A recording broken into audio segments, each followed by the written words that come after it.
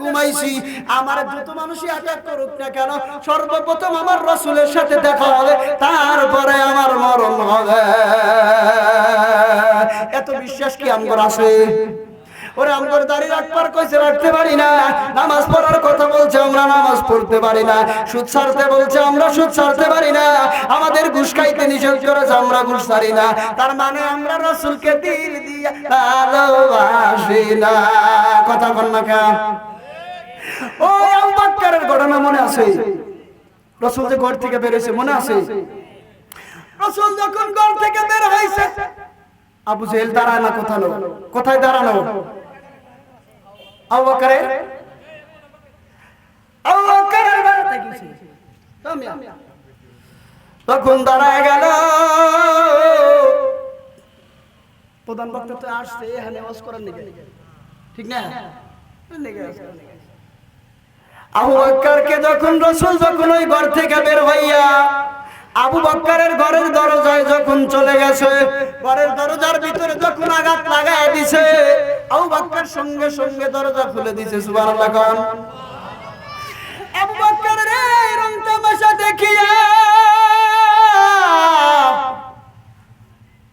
নবী আমার দুইটা চোখের পানি ফালায়া ডাক দিয়ে কয়, আবু বকর, রাত্রি গভীর হয়ে গেছে, দুনিয়ার সমস্ত মানুষ ঘুমায়া গেছে, এই সময় আমি তোমার ঘরের দরজার ভিতরে একটা টোকা লাগাইলাম,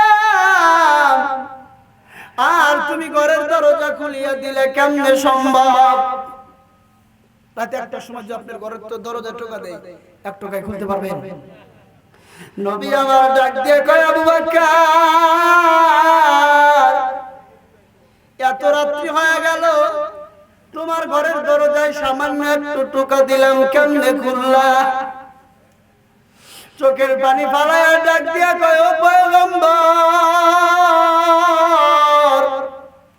আজ থেকে অনেক বছর আগে আপনি আমাকে বলেছিলেন, ও আবু বকর, আমার যেই কোনো সময় আল্লাহর পক্ষ থেকে অর্ডার আসতে পারে মক্কা ছেড়ে মদিনায় যাওয়ার।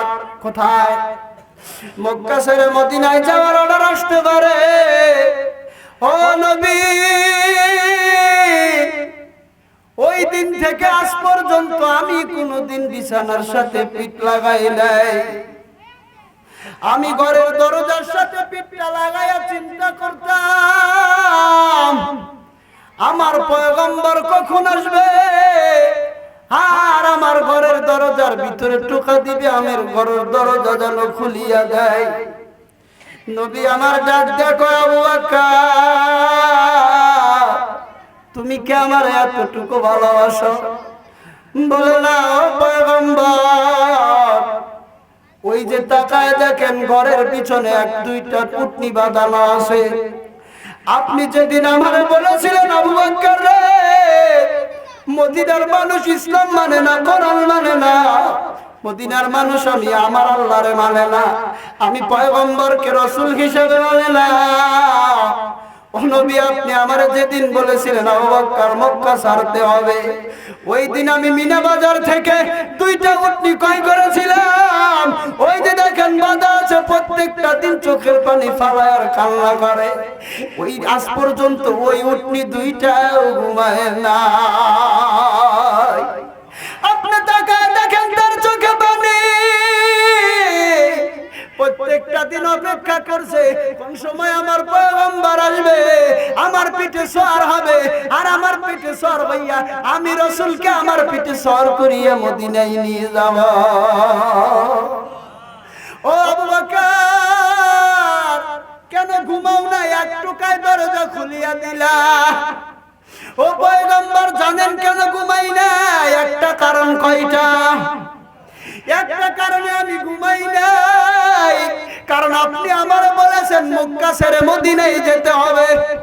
আপনি আমার ঘরের দরজার সামনে এসে দাঁড়াইবেন, আমি যদি ঘুমের ঘরে বিশাল ঘুম নিয়ে থাকি, আপনি যদি আমার ঘরের দরজায় টোকা লাগাইয়া দেন, আমি যদি ঘরের দরজা খুলতে না পারি, মক্কার কাফের বেঈমানেরা যদি আমার ঘরের সামনে এসে আপনারে মারে,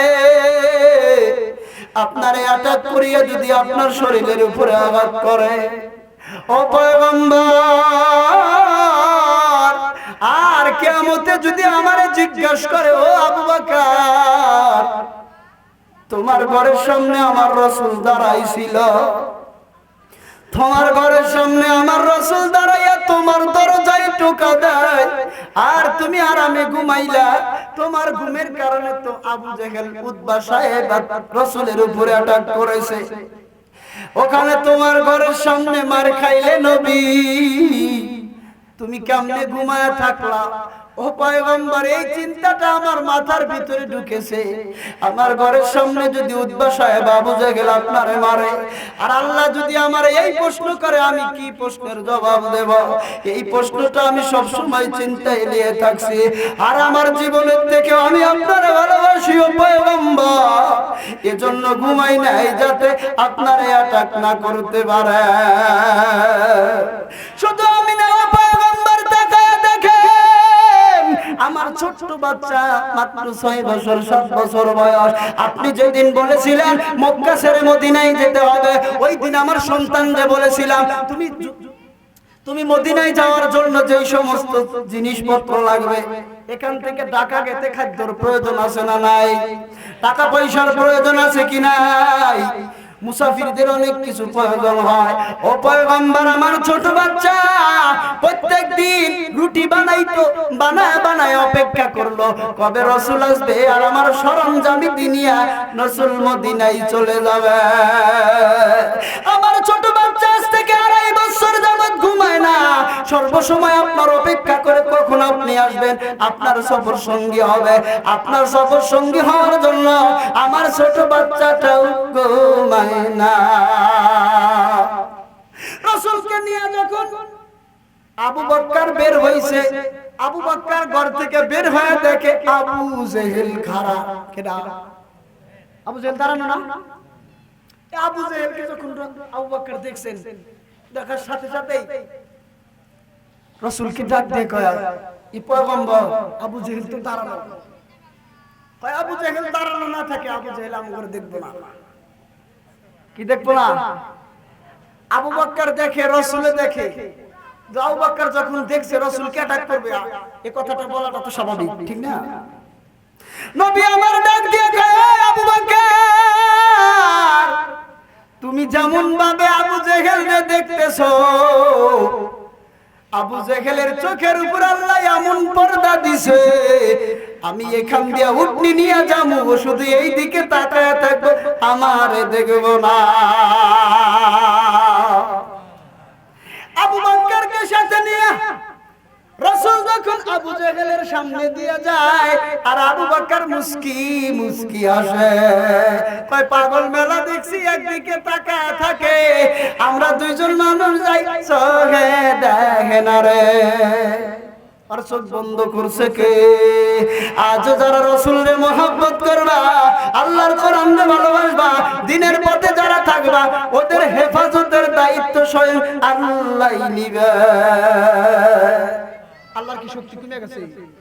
যে রাসূল ছিল 1500 বছর আগে, কত ওই আল্লাহ রাসূল যখন ছিল ক্ষমতা বেশি ছিল, রাসূল নাই, আল্লাহর ক্ষমতা কমে গেছে, ঠিক না? কমছে না? ঠিকই আছে। বিসমিল্লাহির রহমানির রহিম। কুল হুয়াল্লাহু আহাদ, আল্লাহুস সামাদ, লাম ইয়ালিদ ওয়া লাম ইউলাদ ওয়া লাম ইয়াকুল লাহু কুফুয়ান আহাদ। ওয়া হুয়া আলা কুল্লি শাইইন কাদির।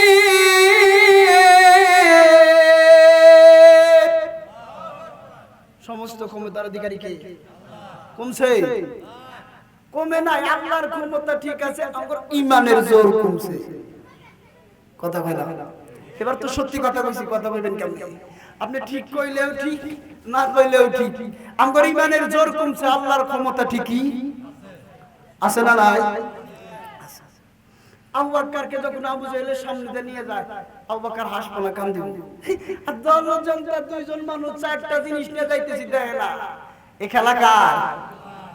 দুনিয়ার মানুষ, আল্লাহকে বিশ্বাস করো, দিনকে মানো, কোরআনকে মানো, হেফাজত করো, আল্লাহর রাসূলের সুন্নাত অনুযায়ী চলো, তোমাদের হেফাজতের দায়িত্ব স্বয়ং আল্লাহ নিয়ে নেবে। সুবহানাল্লাহ না? তাইলে কি বলছিলাম? রাসূলকে ভালোবাসতে হবে। কাকে? আমরা কারা কারা রাসূলকে ভালোবাসতে পারবো না? হাত তুলে দেখাই। পারবেন না কেউ? না পারবো। কারা কারা হাত তুলে দেখাই? লিল্লাহি তাকবীর।